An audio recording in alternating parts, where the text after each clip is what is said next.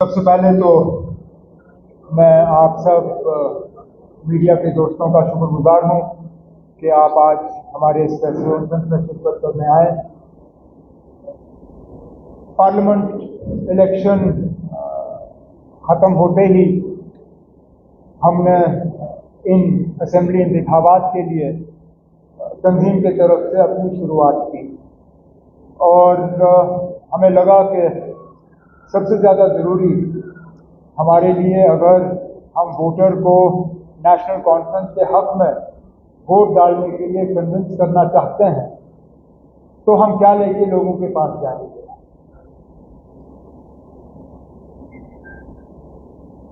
सदर national conference जनाब फारूक अब्दुल्ला साहब ने ये जिम्मेदारी जनाब अब्दुल रहीम राथर साहब, जो हमारे सबसे सीनियर साथियों में गिने जाते हैं, जिन्होंने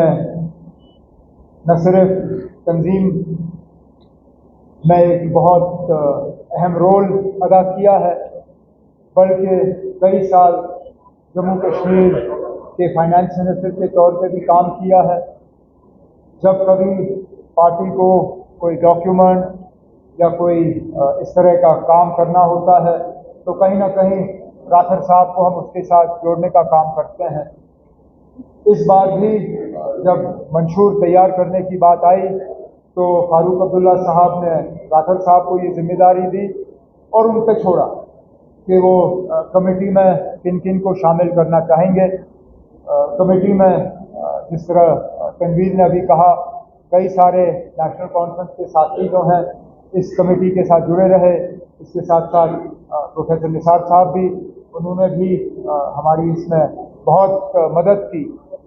लेकिन जिनके नाम लिए गए उन्होंने तो मदद की, लेकिन कई सारे ऐसे भी नेशनल कॉन्फ्रेंस के लोग हैं जिनका एक रोल इसमें रहा, जिनके नाम हम वक्त बचाने के लिए हम ले भी नहीं पाएंगे, लेकिन वो जानते हैं और हम जानते हैं कि उनका इसमें कितना कंट्रीब्यूशन रहा है। और मैं अपने तरफ से, चेयरमैन साहब की तरफ से, बाकी मेंबरों की तरफ से उनका भी इस रिपोर्ट के लिए शुक्रिया करना चाहता हूँ। चाहे वो डिज़ाइनिंग में उन्होंने मदद की, ग्राफिक्स में मदद की, इससे प्रूफ रीडिंग में मदद की, इससे प्रिंटिंग में मदद की, जहाँ जहाँ उनकी मदद हमें हासिल हुई उसके लिए मैं उनका शुक्रगुजार हूँ। ये मैनिफेस्टो राथर साहब ने दफ्तर में बैठ के तैयार नहीं किया। ये सिर्फ नेशनल कॉन्फ्रेंस का काम नहीं है। जिम्मेदारी संभालने के बाद राथर साहब का पहला कदम था अपने टीम को बुला के उनसे मशवरा करके हमने जम्मू कश्मीर के आवाम से बात की। हमने उनसे कहा कि हमारे मंशूर में वो क्या देखना चाहेंगे, नेशनल कॉन्फ्रेंस की तरफ से उनको कौन से वादे ऐसे चाहिए जिनसे उनको लगता है कि उनकी रोज़मर्रा की ज़िंदगी में एक तब्दीली आएगी, एक बेहतरी आएगी। जो पिछले कई सालों से हम मुश्किलात का सामना कर रहे हैं, उस मुश्किलात का हल कहाँ से हो सकता है। और जब राथर साहब और कमेटी के मेंबरों ने लोगों को ईमेल के ज़रिए और मैसेज के ज़रिए अपने सजेशंस भेजने पे जो है उन्हें एक दावत दी, तो हम उम्मीद कर रहे थे कि 5, 10, 15, ज़्यादा से ज़्यादा 20 लोग जो हैं इसमें मेहनत करेंगे और आम तौर पे अगर लोग इसमें जवाब अगर देंगे भी तो वो एक नॉन सीरियस उनका रवैया होगा। हम हैरान हुए, जम्मू कश्मीर का कोई ऐसा कोना नहीं है जहां से लोगों ने रिस्पांस नहीं दिया और हज़ार से ज़्यादा होंगे हज़ारों में emails, messages, letters national conference के दफ्तर में राथर साहब को एड्रेस हुए। और जिन्होंने अपना कीमती वक्त इस्तेमाल करके अपने सजेशंस हमें भेजे, पहले तो मैं उनका शुक्रगुजार हूँ और मैं उनको ये कहना चाहता हूँ कि एक भी ऐसी ईमेल, चिट्ठी या मैसेज नहीं है जिसको राथर साहब और उनके साथियों ने पढ़ा ना हो। हर किसी मैसेज को पढ़ा गया, हर किसी मैसेज को जो है हमने फिर डिस्कशन के लिए रखा और कोशिश की गई कि जहाँ जहाँ से हमें वो सुझाव मिले, जहाँ जहाँ से हमें वो बातें सामने आईं जिससे कि हमें लगा कि जम्मू कश्मीर और जम्मू कश्मीर के आवाम को फ़ायदा होगा, हमने उस चीज़ को मंशूर में शामिल करने की कोशिश की। ये सिर्फ इलेक्शन के लिए डॉक्यूमेंट नहीं है, जब आप इसको पढ़ेंगे, जब आप इसको देखेंगे, जब तफसील में आप इसको देखें, तो आप ये शायद समझ जाएंगे, जो मैं समझता हूँ, कि ये पूरी तरह से एक एजेंडा फॉर गवर्नेंस है। ये 5 साल का एक रोड मैप हम खींच रहे हैं, जो कि इसको पूरा करने पे वाकई जम्मू कश्मीर में एक तब्दीली, एक बदलाव आएगा। बदलाव की बात तो इससे पहले बहुतों ने की, लेकिन धोखा देने के अलावा हमें कुछ नहीं मिला। राठर साहब और इनके साथियों को अगर सदर मोहतरम ने एक बात कही, वो सिर्फ ये थी कि आप वादे वो करिए जो आप कल जाके मुकम्मल कर पाओगे। अब हमारे बाद और भी पार्टियां हैं, वो भी अपने मंशूर जो है लोगों के सामने पेश करेंगे। जाहिर सी बात है कि कुछ उनमें से ऐसे भी होंगे जो हमसे बढ़ चढ़ के वादे करेंगे, और मैं यहाँ तक कह सकता हूँ कि वो पार्टियां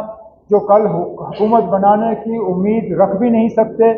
उनके लिए बड़े वादे करना कोई मुश्किल बात है नहीं, क्योंकि जिन लोगों को मालूम है कि वो कल हुकूमत में आएंगे नहीं, वो कुछ भी कह सकते हैं। लेकिन हम लोग जो ये उम्मीद कर रहे हैं कि कल को हमें लोगों के वोट हासिल होंगे, कल को अक्टूबर में जब नतीजे आएंगे तो नेशनल कॉन्फ्रेंस की कामयाबी होगी, हमारे लिए गैर जिम्मेदाराना तौर जो है लोगों से वादे करना या इस तरह के वादे करना जिनको कल हम पूरा ना कर पाएं, वो लोगों के साथ खिलवाड़ होगा, लोगों के साथ मजाक होगा, लोगों के साथ धोखा होगा, और हम उस चीज़ के लिए तैयार नहीं हैं। तो जो भी मंशूर में हम बातें शामिल कर रहे हैं, उन सब पे राठर साहब और उनके साथियों ने बहुत ही ज़्यादा इस पे गौर किया है, इस पे सोचा है, इनको एक्सपर्ट्स के साथ डिस्कस किया है, और तब जाके डिस्कशन और सारा चीज़ करने के बाद आज ये डॉक्यूमेंट तैयार करके हम आपके सामने रख रहे हैं। शायद पहले फेज के नोटिफिकेशन से एक दिन पहले इसको रिलीज करना, इससे भी आप समझ सकते हैं कि कितनी सीरियसनेस नेशनल कॉन्फ्रेंस में है, कितनी तरह से हमने तैयारी की है, न सिर्फ इस इलेक्शन की बल्कि इस इलेक्शन के बाद अगर लोगों ने हमें मौका दिया तो पहले दिन से हम लोगों की खिदमत करने की जो है तैयारी में हम लगे हुए हैं। मैं अब अपने साथियों से कहूँगा कि एक एक करके वो आपको जो 12 हमने इसको डिवाइड किया हुआ है, क्योंकि मंशूर में तो पढ़ना और इसको समझना इतना आसान नहीं होता। लोगों में वैसे भी इतनी पेशेंस आज है नहीं, सब्र है नहीं। लोग ये जानना चाहते हैं जल्दी जल्दी कि आप हमारे लिए क्या कर रहे हो। तो इस मैनिफेस्टो को हमने 3 हिस्सों में जो है तकसीम किया हुआ है। एक में हम 12 जो अहम वादे हम लोगों के साथ कर रहे हैं, पहले हिस्से में हमने उन 12 वादों को जो है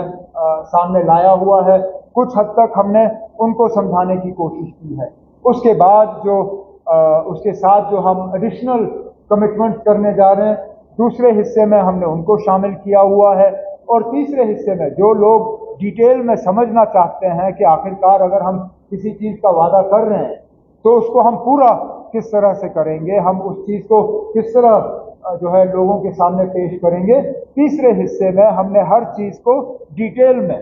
लोगों को जो है वोटरों को समझाने की कोशिश की है। तो आज इस प्रेस कॉन्फ्रेंस के जरिए हम सिर्फ उन 12 जो अहम हमारे पॉइंट्स हैं, जो गारंटीज हैं, उन 12 गारंटीज को आपके सामने रखेंगे। उसके बाद पूरी मैनिफेस्टो आपके साथ जितने हम कॉपीज अभी तक तैयार कर सके वो हम आपके साथ बांटेंगे। डिजिटल कॉपीज आपको जितनी भी चाहिए होंगी इस प्रेस कॉन्फ्रेंस के बाद व्हाट्सएप के जरिए, ईमेल के जरिए, मैसेजेस के जरिए हम वो डिजिटल कॉपीज आप तक दे देंगे, और आप इस मैनिफेस्टो की जो है फिर एनालिसिस आप खुद कर सकते हैं। उर्दू और हिंदी में जो है इसकी ट्रांसलेशन की जा रही है, और 2-3 दिन के अंदर अंदर इसका